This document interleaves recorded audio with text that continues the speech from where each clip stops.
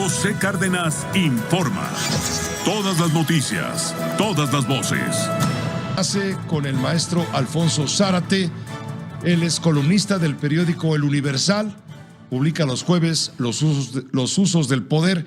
También es presidente del grupo consultor interdisciplinario GCI, que es una firma de análisis especializada en estrategia y comunicación política, y colabora, por supuesto, en este espacio de noticias. Bienvenido, Alfonso Zárate, como siempre, con mucho gusto. Nos interesa mucho tu comentario de todo esto que has escuchado, que llevó Marcelo Ebrard al Consejo de Seguridad y a la Asamblea General de Naciones Unidas en torno a la propuesta mexicana de paz para una tregua justamente enfocada sobre todo a Rusia y Ucrania, que tan mal le fue al presidente, por cierto, en la respuesta de Kiev.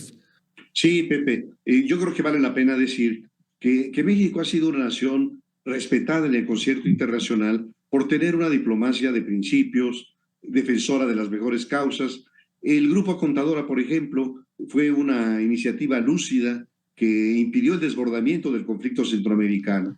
Sin embargo, México tampoco ha podido sustraerse de malos momentos que generan burlas, como en 1975, cuando el presidente Luis Echeverría le envió un telegrama al entonces secretario general de la ONU, Kurt Waldheim, pidiendo la expulsión de España de la ONU y la ruptura de todo tipo de relaciones económicas, comerciales, diplomáticas, en fin, por la ejecución de 5 etarras independentistas.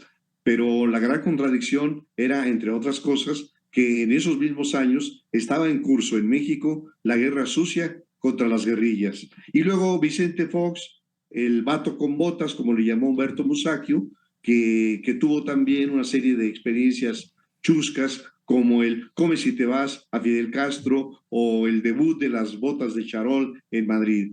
Pues hoy, Pepe, un presidente que mantenía un enorme desinterés por el mundo, que muchas veces repitió su idea de que la mejor política exterior es la política interior, un presidente que se negaba a acudir a las cumbres de líderes mundiales, experimenta ya el síndrome del último año de gobierno. Pensar que ya le queda chico el país y tener el delirio de creerse un estadista de estatura planetaria, merecedor quizá del Premio Nobel de la Paz o de encabezar la ONU. Y por eso predica para todo el planeta la fraternidad universal y propone un cándido plan de paz para Ucrania. Y entonces le corresponde al canciller Marcelo Ebrard el triste papel de acudir a la sede de las Naciones Unidas en Nueva York para exponer los contenidos del plan del hombre de Macuspana mediante la formación de un comité para el diálogo y la paz en Ucrania, con la participación de otros jefes de Estado y de gobierno, incluido, dice el presidente, de ser posible, el primer ministro de India, el secretario general de la ONU y su santidad el Papa Francisco.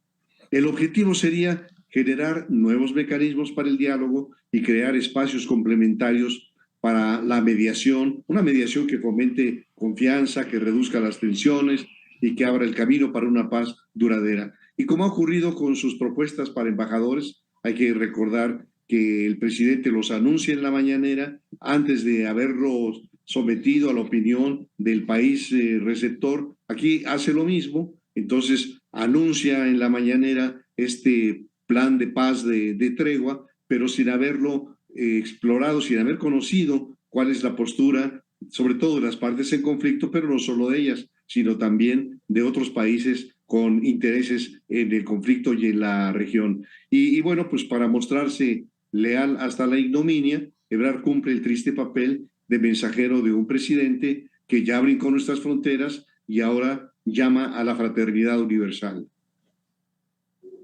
Pues te agradezco el comentario, por supuesto, Alfonso, muy a cuento con estos tiempos que ahora se viven en el marco de la Asamblea General de la ONU, que está enfocada principalmente al conflicto provocado por Rusia con la invasión a Ucrania. Muchas gracias y buenas noches. Buenas noches, Pepe.